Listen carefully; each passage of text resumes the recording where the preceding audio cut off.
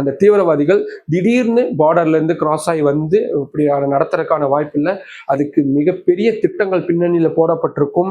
இது இத்தோட நின்றுமா அப்படின்ற ஒரு அச்சமும் இருக்கு. ஏன்னா இனி வேறு எங்கெங்கெல்லாம் இப்படி சுற்றுலா பயணிகளை குறி வச்சு அவங்க தாக்கறதுக்கு தயாரா இருக்கிறாங்க, இல்ல வேறு ஏதேனும் சதி திட்டங்கள்லாம் ஈடுபட்டிருக்காங்களா அப்படின்ற மாதிரியான விஷயங்கள்லாம் ஒரு பக்கம் நடந்துட்டு இருக்கு.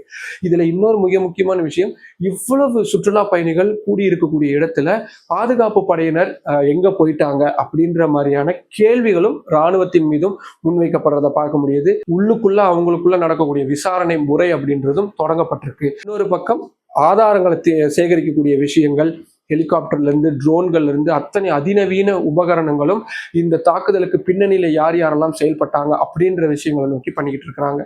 இதுல உளவுத்துறையுடைய தோல்வி இதுக்கான மிக முக்கியமான காரணமா அப்படின்ற ஒரு கேள்வியும் எழுந்திருக்கு.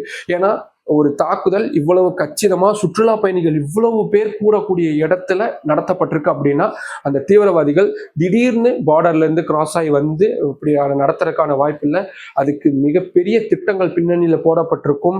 எந்த வழியில வந்தா காவல்துறையினர்கிட்டயோ பாதுகாப்பு படையினர்கிட்டயோ மாட்டாம இருப்பாங்க அப்படின்ற தகவல்கள் எல்லாமே துல்லியமா தெரிஞ்சிருக்கும். இந்த தேதியில இத்தனை மணிக்கு இவங்க வரணும் அப்படின்ற மாதிரியான விஷயங்கள் இருக்கும். சுற்றுலா தலம் அப்படின்றதுனால நிச்சயமா சிசிடிவி கேமராக்கள் இருந்து அத்தனையுமே இருக்கும்.